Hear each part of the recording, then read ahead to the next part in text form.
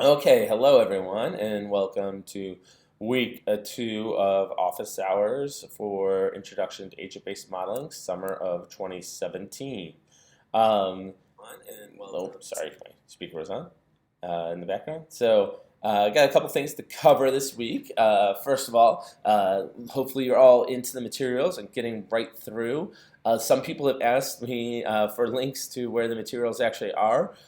So just in case, the easiest way to get all the materials is go to abm.complexityexplorer.org. That's abm.complexityexplorer.org. From there, you'll be able to find all the quizzes, all the tests, all the videos, everything like that, and so you can follow along with the class right there. In addition, um, quick question about or quick comment about how these office hours work. So these office hours will always be at 11 a.m. on Tuesday Eastern Time. There may be some small changes to the schedule. I don't think they'll be big, but there may be a couple of small ones coming up. But in general, that's when it'll be. I have to travel a little bit, so I'll be in Asia for a bit while this course is going on. So we may have to adjust some hours then, but I don't think we'll need to. Anyways, come join me at youtube.com/BillRand/live every Tuesday at 11 a.m. Eastern Time. That's youtube.com/BillRand/live at 11 a.m. Eastern Time, and you can see the live stream. Now, when you get to that website, there is a chat box feature that's right next to the screen. And so if you have any questions that you want to ask about the course, about your particular model, anything like that, feel free to type them into what's called the live chat. And I definitely will take live questions during the stream as well. I also go through the emails you send ahead of time and try and compile any questions from there for the office hours. And I look at any tweets. The Twitter handle for this course is Intro to ABM. So if you have any thing you want to say about the course, right, or any questions you want to ask, feel free to tweet at me at Intro to ABM at any time, right? Always looking forward to what's going on there. Okay. Let's see. Office hours website. Okay, feedback. So some people have asked. So there's a couple of things up already. Let me cover that real quick that I want you to do in the next week, right? So one of them is the participant poll. So the participant poll is just our way of gauging kind of what your background is, where you're coming from.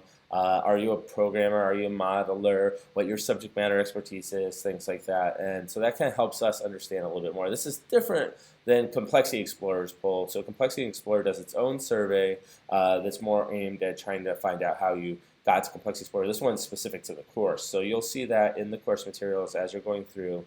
And I put a link in the last email I sent out as well. So please fill that out before the end of the week.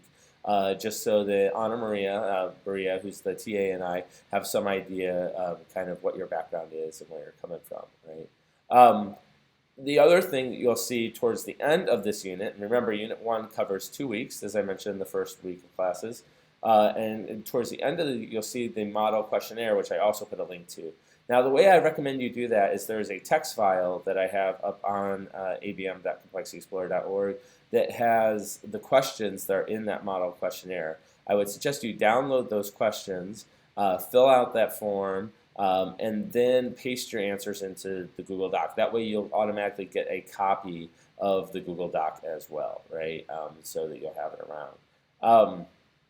And I think I will also be able to enable it so you could just email yourself a copy of what you put into the Google Doc. And I think I'm going to turn that on as well. The model questionnaire is really important for us because it helps us know if there's some certain topics that we should be covering in this class or not, right? That are of interest to a lot of people. What we tend to do now, we don't we have over 1,100 students enrolled in the class now. So unfortunately, I don't have the ability to kind of go through each and every one of those questionnaires and give you individual level feedback. It's just me and Anna Maria. That's just not enough to look at all those. But what we will do is we'll take those documents. We'll look at aggregate statistics. We'll do some topic detection, some word cloud analysis on it to kind of really get an idea of where major areas of the class are and major niches within the class are. And then we'll try and tailor parts of the class later on specifically to those interests and desires, right? So that's the way we use those questionnaires. But the other purpose of the questionnaire is not for us, it's for you, right? So the questionnaire helps you start to think through the modeling process, right? And try and really understand what you're interested in studying and how to break that apart into a model that is actually useful for you, right, to study. And that actually brings me up to another point. A lot of people, one of the big components of this class is a modeling project that you're going to be constructing over the course of the class. And a lot of people have written questions asking about, should I do this model, should I do that model, things like that, right? And the answer, my usual answer to all those questions is yes. Those are all good models. Everyone's come up with some very interesting models. Almost none of the models you're going to come up with are inappropriate, though, there is a whole section of videos in week 1 and unit 1 on when to use agent-based modeling. And so if you want to know the right answer to that question, you might want to take a look at those videos, right? But the other comment I would make is that a lot of people have these great ideas about these huge models they're going to build, and they're really going to explore what's going on, and they're going to put this kind of an agent and this kind of agent and this kind of agent. It's all going to happen in a real GIS background. There's going to be a social network involved, and they're going to use genetic algorithms to optimize the parameters and all this kind of stuff. It's great, and I really love that vision and that passion. That's fantastic. However, let's tone it back a bit, right? The goal should be start simple, get something that works, and then keep adding as you can, right? I'm really a big fan of what I call just-in-time model development, right? So always have a model that you're developing, always have the ability to kind of have that model be running and done, and so that's really a big suggestion in terms of making things simpler for yourself. So start simple and add complexity only as you need it to.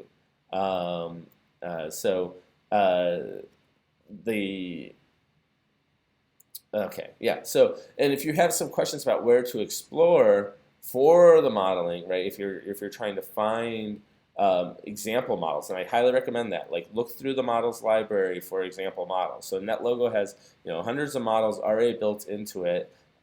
That's a great place to start. You can also, if you go down here, let me bring it up on NetLogo, right? If you go into NetLogo.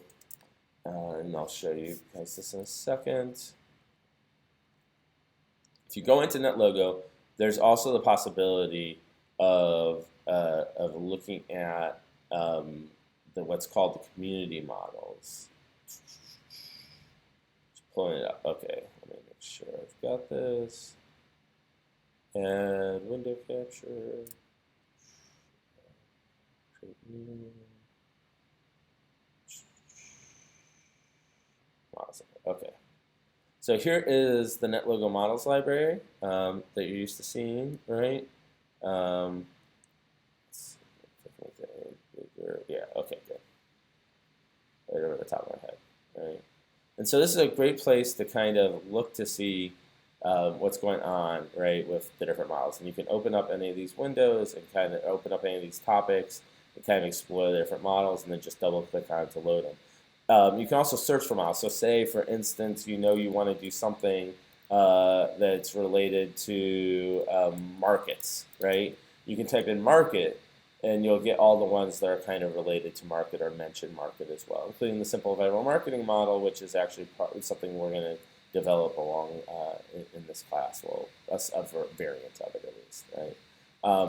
And so those are all easily available. But you also have the bottom to hit this button down here. It says go to user community models page. And when you do that, let me show you real quick. That's actually a different window. So let me switch things. Add window capture. And let's see. So then you'll see something that comes up like this, right? And here, as you can see, right, there's a bunch of different additional models that are available, right? So it's another great place if you're interested in looking for models, kind of scan through, you can search the page, etc., for finding the models. In addition to that one, another place that you might want to check out is called OpenABM. And OpenABM is a model repository website that's devoted to making models available. And there's models up here, by the way, that aren't just in NetLogo, right? And so there's a lot of them up here that kind of let you kind of get some examples of what's going on. And then the final place to look is called the NetLogo Modeling Commons. I can't remember the exact, I think it's just Modeling Commons, but yeah, it is, okay.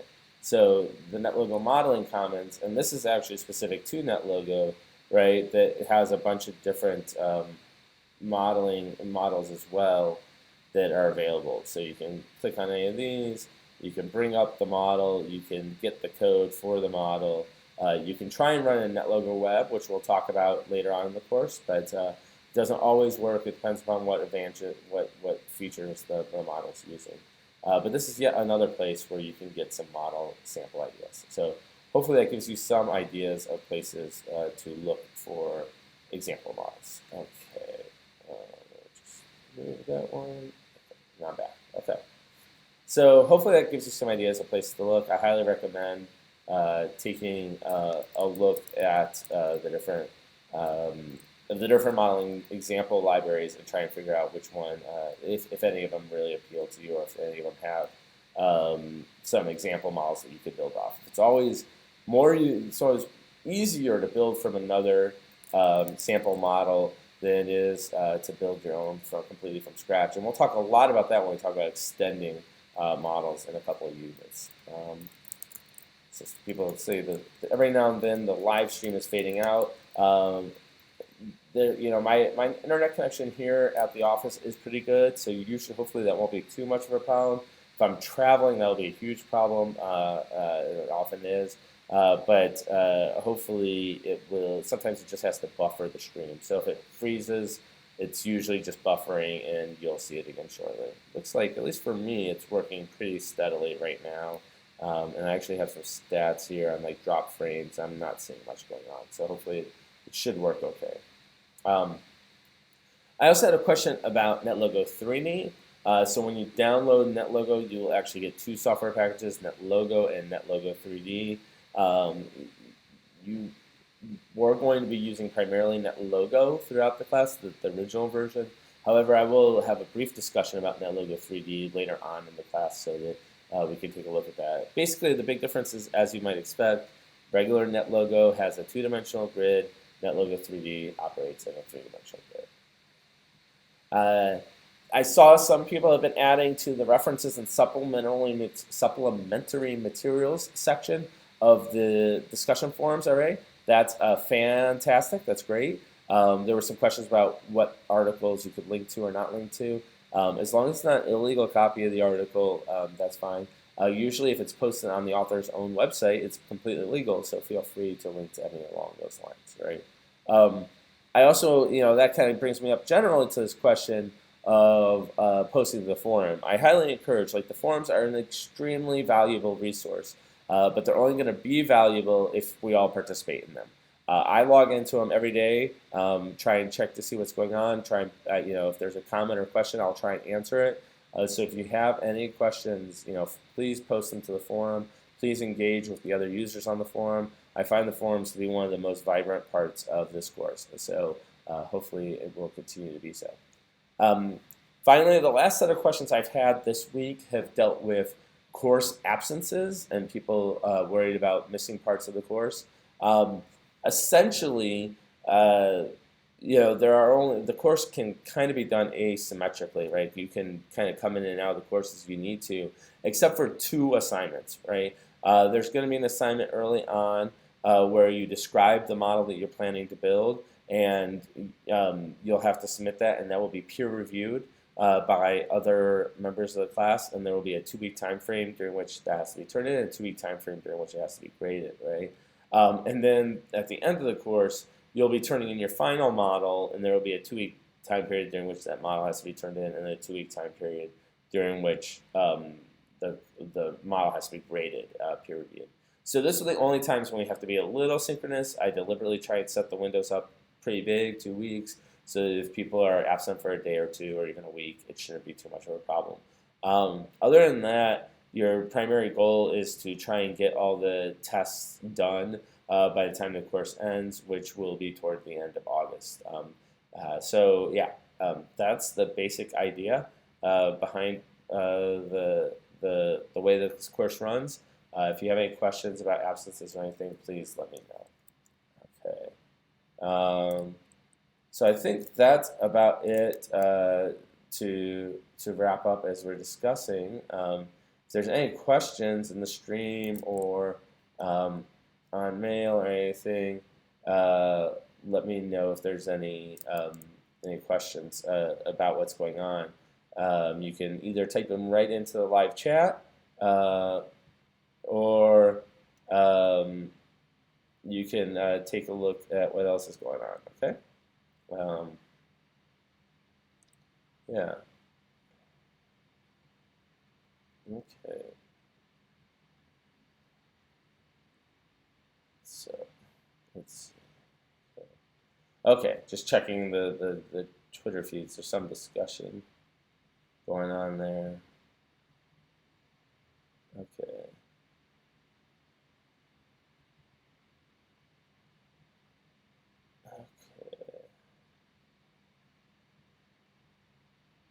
Okay. Okay. Sounds good to me. I don't see anything else going on. There's been a little bit of discussion on the Twitter feed about alternative ABM toolkits, and you'll see some discussion of that in the course itself that we're looking at. We're going to use NetLogo. It's by far the most efficient in terms of model development, in terms of getting your models up and running. There are some other toolkits out there that might be slightly more efficient in terms of model running, but quite honestly, my theory is that my time is expensive and computer time is cheap, and so I'd rather have the model running for a longer time on the computer and take less time for me to develop the model. Anyways, that's my personal belief on that matter. I still use NetLogo almost exclusively for most of my academic research, and I find that it scales up extremely well. Happy to talk more about that as things go on. If anybody has any questions about scalability, computational complexity, let me know. Okay. So Chris in the live chat asked, what are the dates due for the assignments? We haven't actually formally announced them yet. I will get them up as soon as I can, trying to give you some fair warning. Generally, one of them is due sometime in the middle of the course, and one is due at the very end of the course. So probably one will be due sometime in mid-July, and the other one will be due towards the end of August. I will post dates as soon as I have them finalized as well. I have to kind of figure out exactly how much material we're updating in the course before I do that. So sorry I don't have a concrete answer for you, Chris, but there will be one assignment due sometime in mid-July and one assignment due sometime toward the end of August, plus the peer reviews, which will be due like a week or two after those as well, or 2 weeks after those, okay? So that should be it. I hope that answers your question, Chris. If you have any other questions, please let me know. I will try and get those posted within the end of the week so that people have some idea of how to plan. Okay. Let's see. I think that's it for now. And Chris is asking for a Google Calendar feed that people can have. I can see about adding that. I mean, except for these course dates, there really aren't any other serious dates associated with the course. So I'm not sure how much, but I can try and put something like that together. I'll see what I can do.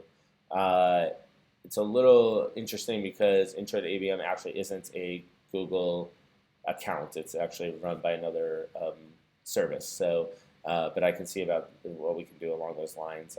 At least, if nothing else, I will definitely make sure that the dates are prominently posted as soon as we put them all together. Okay.